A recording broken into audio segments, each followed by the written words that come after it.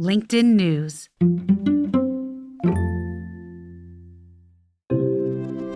From the news team at LinkedIn, I'm Jessi Hempel, and this is Hello Monday.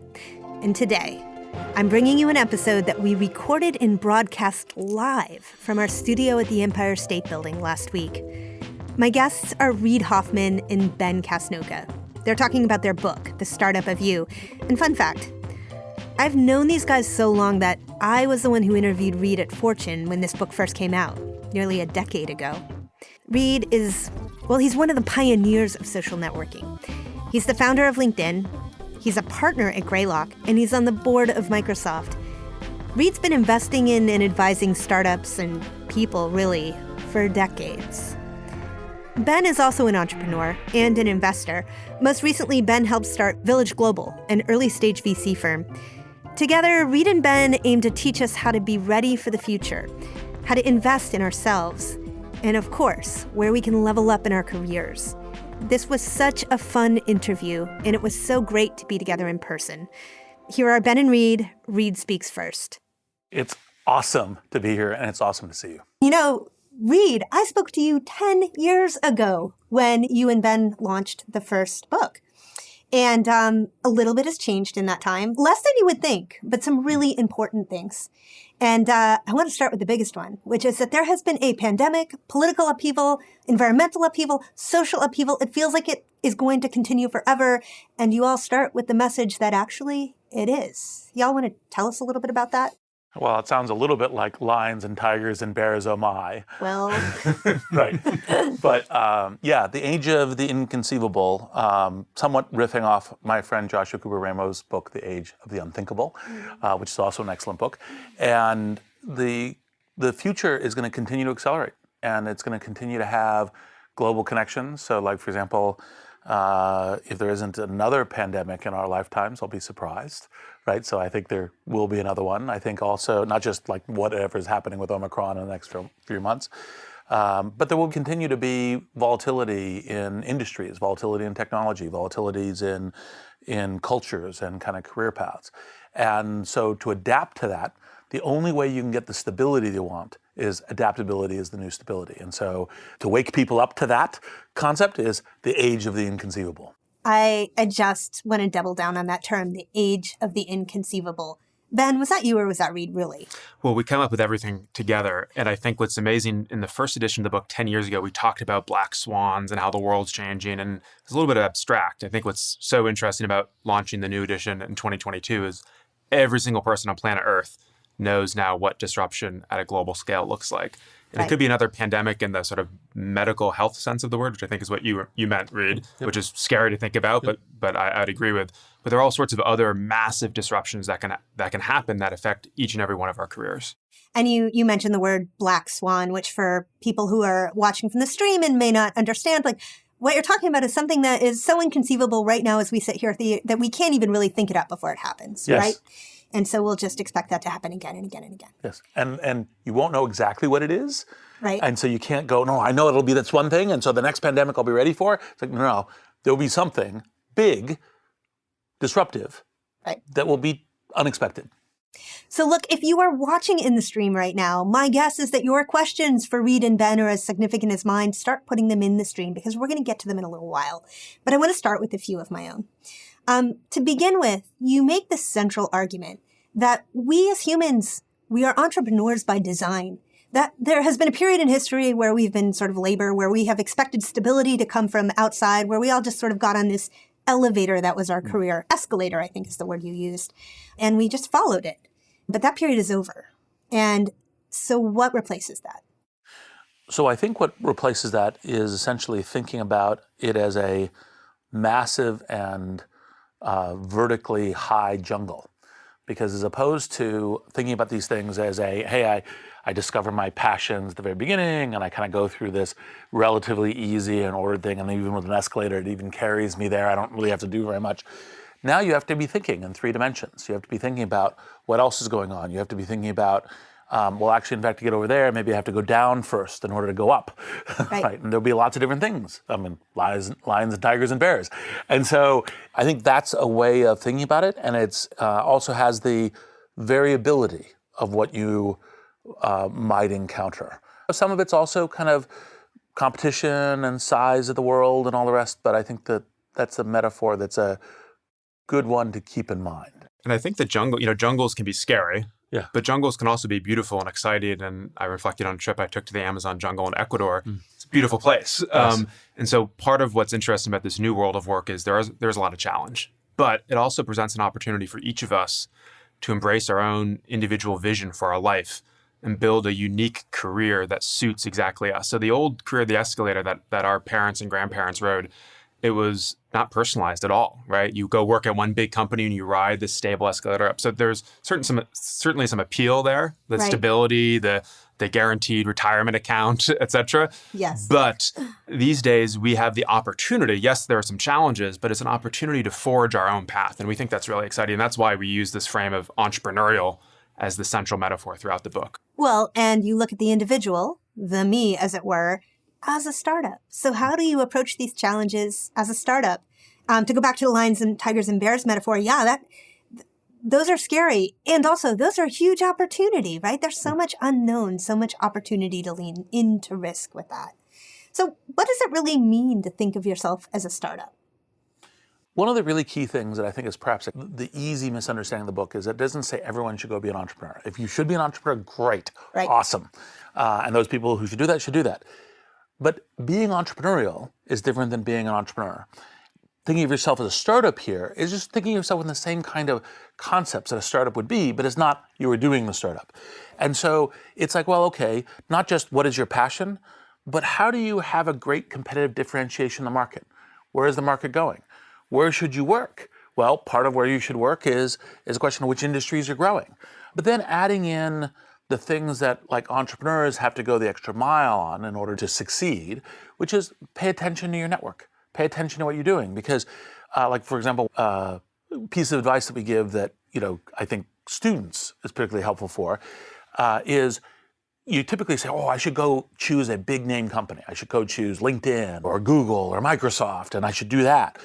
And maybe that's certainly not a bad thing. LinkedIn's a good place to work. LinkedIn's a good place to work. I'm certainly beautiful facilities here in New York. Yeah, exactly. As someone who works here, Yeah, exactly. But part of the piece is choose your manager. Yeah. Choose the person who, hey, we've got a good connection. I'll learn some. They'll help me in my career, etc. That is more than gold. It's platinum.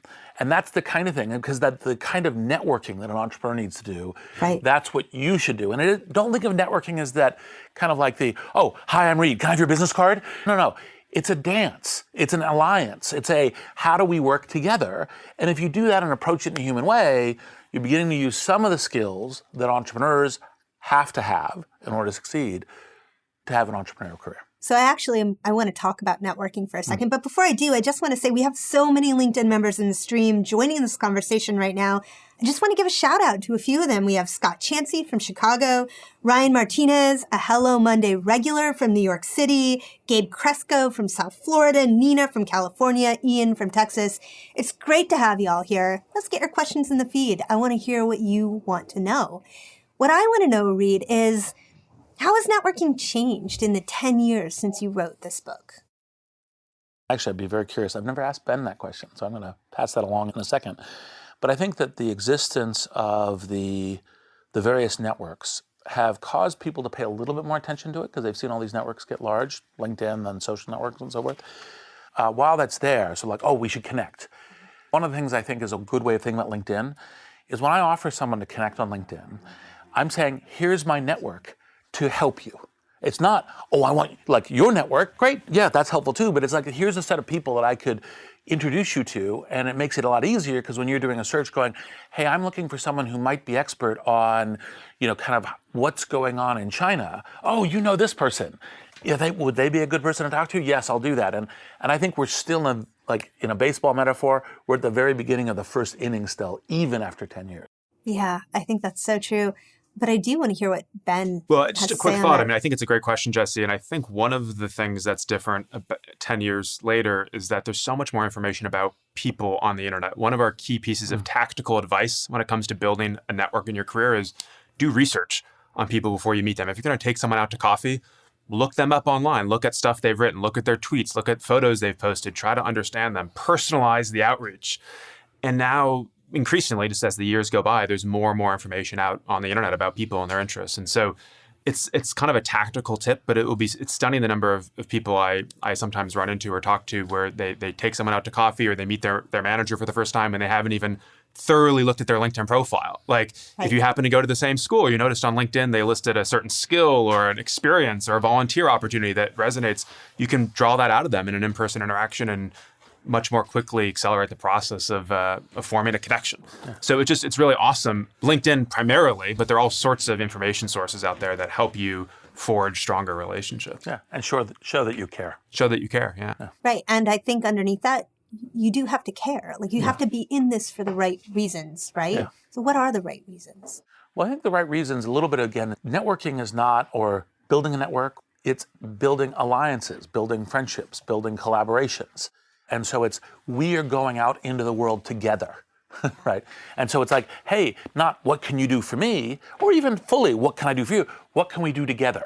Yeah. And if you show that what I'm really caring about is what we're doing together, everyone responds. Yeah. I mean, I think that's so critical. And those two things that you guys just elaborated upon, it seems like common sense, like low-hanging fruit, and yet this is what people miss over and over and over again, right? Care for real, and do your homework. Yeah. Show that somebody's time is valuable. And one of these concepts is super deep and human. Like we're talking about like the taking joy out of interpersonal connection. That's a really humane. That has nothing to do with business or networking at some level. That's just be a human being and connect emotionally with people. So that's really key. Right. And the second is super tactical. And you're right, Jessi. I feel like I always like the line, people need to be reminded more than they need to be taught. And I feel like a lot of the Startup U is reminding people about some of these tactics and frameworks that maybe we've heard this before, but it's really important to turn it into action if we want to accelerate our careers. We're going to take a quick break. We'll be back shortly with more from Reid Hoffman and Ben Casnocha. And we're back with a really special episode because this episode was recorded in our Empire State Building studios with a live online audience. You're listening to LinkedIn founder Reid Hoffman and his co-author, Ben Casnocha. Their book, which you should totally check out, is The Startup of You. Once again, Reid speaks first. So I want to land on something that I'm just going to say for the Hello Monday audience might be a little controversial, which is you advise people not to follow their passions when they're starting off in their careers. And look, I'm a Gen Xer, and if you're a Gen Xer or a millennial, you probably, if you were raised middle class and in North America, were raised under the guidance that you should go off and find the thing that you love and do it. But y'all say no? Well, so it's not just that, right? Obviously, you have to have some passion, some connection to what you're doing. If you hate what you're doing, you're not likely to be good, and you're likely to be very unhappy. Yes. So yeah, don't go, oh, I hate being a retail, store owner and doing it, and then go do retail store owning. I mean, just don't do that. However, part of this kind of thinking about the world as dynamic and changing and entrepreneurial and thinking of yourself as the startup of you, right, is to say, consider yourself within a larger context. What's the market demands? What does competition look like? What are your set of assets about where you can get to? Where can your network help you get there? Where is a good place to be where the tide is going? Which is a good path to be in? And consider all of those external factors and add those in to the things that you're passionate about. That doesn't mean, oh, I don't care about passion at all. Right. But don't think, oh, the real thing is to discover my passion and everything else works out. Because like you could say, well, my real passion is art. And then you go, oh, that's very hard life and business to make work, and there's so many people doing it, and it's so hard to get into something interesting. Right. Then you go, well, maybe graphic design. That's the kind of parallel. So you're thinking about what is the circumstances that you're in. I hear from so many Hello Monday listeners who they have an idea of what they're going to do. And it can be a really, really different field. So they're going to be a lawyer. They want to be a partner in their firm. Or they're going to be an actor and they just really want a job on a daytime TV show. And by their mid-30s, they get there. And when they get there, they discover that they're burnt out and it's not fun anymore. And they did the thing and now they don't know what to do. What would you advise those people?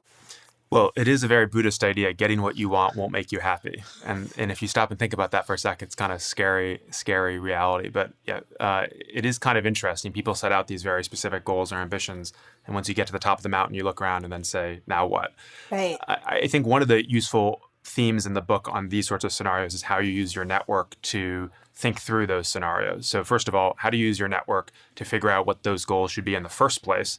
Hey, I'm thinking about being an artist. Maybe I should do graphic design. Well, go talk to 5 people in your network. It could be existing connections or second or third degree connections on LinkedIn to get some feedback on whether they think that could be a path that works for you. And then if you successfully get that job and invent yourself as a graphic designer, and then realize, wait, I'm at the top of the mountain, what next? Well, go back to your mentors, allies, we call them friendlies in the book, your whole sort of kitchen cabinet, right? It's a very entrepreneurial idea. Entrepreneurs have people who they turn to, boards of directors, advisors, et cetera. Everyone should have that in their own career and talk to those people, be in dialogue with them. I think a huge misconception about entrepreneurship is that entrepreneurs are like these solo hero geniuses that just close their eyes and reflect on the world. They think entrepreneurs can introspect and just imagine the future. They're not. They're always out in the world talking to people. They have contact with reality. They're trying stuff. They're experimenting. So if you ever feel like you're stuck or at a crossroads, don't just lock yourself in a room and introspect and get stressed out and anxious. Yes. Go out and engage your network and get help, get insight, and use their feedback to make the right next move. The other thing I'd add from the entrepreneurship perspective is experiment. Too often, and it's again part of the reason why everyone needs to think of themselves as a startup of you, is too often people go, oh, no, that path wasn't it, and I now need to figure the one other path that matters. And you're like, similar to going out in the world, well, experiment, try something. Like go, okay, like I'll go and try like my hand at graphic design and I'll see if that's kind of interesting. And there are various ways to try to run the experiment, especially when the experiment is what might give you some joy, some passion, some engagement. Well, you can do that. I mean, Reed, you are talking to a magazine writer who now hosts a podcast for a tech company. So that last time I read your book 10 years ago worked out for me. Well, what I love about your career transition or evolution, Jessi, is we talk about pivoting as something to different but related. Right. So rarely in a career do you go from one job to something entirely different. Right. But it's different. Like, you're doing podcasts, but that's not so different from magazine writing and editing, right? So it's a great, your own evolution, I feel like, embodies these principles so closely. So if you're kind of think you need to change your career, or God forbid you get laid off, something like that, but think about all of the industries or jobs that are kind of adjacent to your current asset mix and see if you can pivot into one of those areas. Well, and, it's also about focusing on skills and growing your skills. And you have a really interesting observation around skills. What are the right skills to be working on and growing versus skills that you don't need to work on as much? I'm curious if you could speak to that a bit. Well, we talked a little bit about timeless versus, in the time skills. Adaptability is how you get to the new stability, but part of that is to say, well, focus on things like work ethic, learning, being able to collaborate well with others, being able to, since life is a team sport, play on the team in order to do it. Yep. Do you need to know those, macros in Excel, or do you need to know, maybe, and do it, but don't focus on those as the really key skills. Get the timeless skills and keep building and investing in those, because those will be with you your entire life. Yeah. I actually heard an interesting line recently about NBA players when they learn to play basketball, and as a child, right, they learn a lot of basic basketball drills.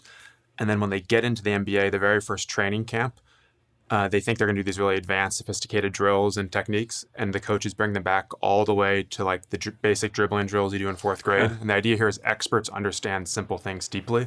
Sometimes it's a really deep understanding of these timeless skills that make an expert. And so don't overlook. It might seem simple, like how to build a relationship or work ethic, but a really deep focus on those things can set you apart in your career, more so than some of these tactical, timely skills that people tend to obsess about. I love that example.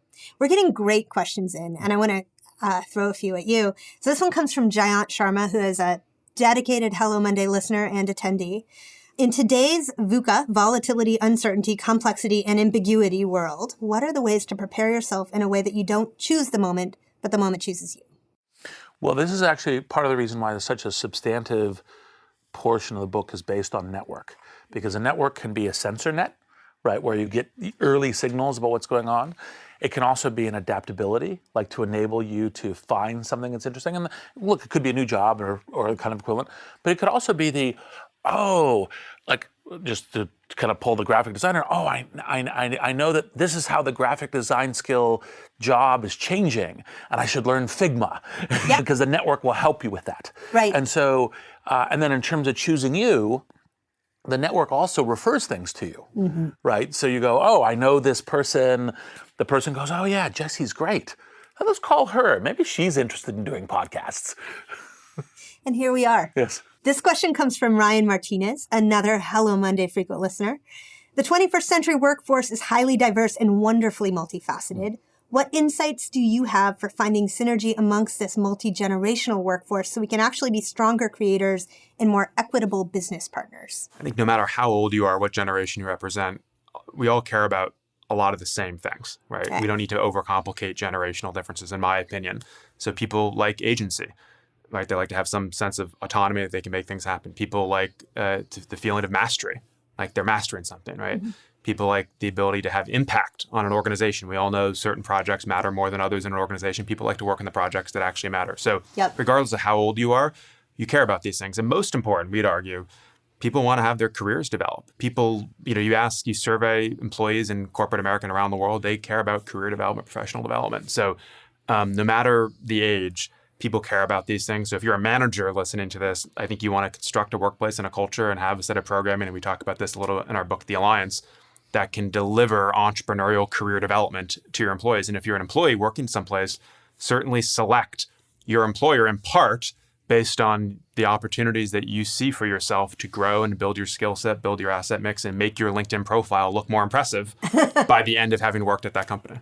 Well, I love that. I love the way that you frame that. I know that for myself, when I hear from Hello Monday listeners, and there are people who are dedicated to their careers, the thing that they want most of all, it's rarely money. It's usually not prestige, right? It's to feel like they're growing and thriving, right? That over and over. Monica Evia from San Francisco, she asks, is the tour of duty concept still valid in this great reshuffle that we're in? And how should we think about it? So 100%, and thank you, Monica, for reading The Alliance. The basic thing we were trying to figure out is what is the right interface between companies and managers and hirers and startup review people? Yeah. Because the startup review people are entrepreneurial and they're kind of reading the market and trying to figure out what to do. And the old lifetime compact, which had broken much earlier and the kind of was staggering on as a fiction, Right. wasn't working. And yet you needed and you wanted some mutual loyalty. Like, what is the way that we actually, in fact, form a really good loyal bond versus the, hey, what's good today and who cares? It's like, no, most people want more than that. And so we said, well, really what you do is you set up a tour of duty. The tour of duty is a compact between, manager, employer, and employee. We say, hey, do this kind of thing to do a great piece of work at the company, and I'll do this thing, we'll do this thing to also help your career. Yeah. And if anything, more true now than it was then. It's still going in that direction. There's one more thing I really just want to touch on with both of y'all. We talk and think so much about creators and the creator economy on LinkedIn. And it strikes me that the only challenge with that is that creator doesn't always feel like it is the word that represents me. If I'm a person, say a lawyer making my way on the internet or in my law firm, how would you define a creator? Well, I would say if you don't like the word creator, think of yourself as a CEO, the CEO of your own career, right? And this is what the argument of the book. You might work at a big company, small company, doctor, lawyer, teacher, but you're at least the CEO of one startup. That is your career. So it's a different C word. I think the word creator currently applies to a range of like YouTube influencers and online folks like that. I do think it will broaden. I think that the basic trend, though, that creator points to is just going to strengthen over time, which is so many of us are building, we call it in the book, portfolio careers, side hustles, publishing our work online, building a followership. And that's really, really valuable. So the trend will continue. If you don't like the word, there are lots of alternative words. Well, and also thinking of creating, you go, okay, I create a video, I create a podcast. Yep. Yes, those are creators. Yep. But also, by the way, creating an experience. Yeah. Like if you're creating an experience, you're having a dinner party. Everybody is more creative and has more of the creator in them than they might think. And so much of the creator is about figuring out how to engage dynamically and authentically with people who follow you, right? And actually, no matter what you do, in the moment that we live in, it's a valuable thing to have followers, right? Yes. Which we also cover in the updated edition. Exactly. Which would be very confounding to my grandparents, by the way. Yes, of course. Unfortunately, our time is up, which means that our Hello Monday listeners will need to read your book in order to go into this more. I hope that they do. We'll also be in the comments later. I certainly will be, so keep chatting about this. Thank you, Reed. Thank you, Ben. Thanks, Jessi. So Appreciate it. appreciate Always. you being here. That was Reid Hoffman and Ben Kasnoka. Check out their book, The Startup of You. It's relaunched and available now. Their podcast is also called The Startup of You, and you can find it soon on the LinkedIn Podcast Network. This week on Office Hours, we're talking more about the idea of running yourself as a startup. How does taking an entrepreneurial approach help you? And what questions do you have? Join the Hello Monday team for Office Hours on Wednesday afternoon at 3 p.m. Eastern. You can find us on the LinkedIn news page or email us for a link at hellomonday@linkedin.com. Hello Monday is a production of LinkedIn. Sarah Storm and Stephen Valdivia produced this week's show with our video production team, including Elias Avalos, Wesley Wingo, Derek Carl, and Greg Lee. Joe DeGiorgi mixed our show. Florencia Iriando is head of original audio and video. Dave Pond is head of news production. Michaela Greer and Victoria Taylor are two people startups we are proud to invest in every week. Our music was composed just for us by the mysterious Breakmaster Cylinder. Dan Roth is the editor-in-chief of LinkedIn. I'm Jessi Hempel. See you next Monday. Thanks for listening.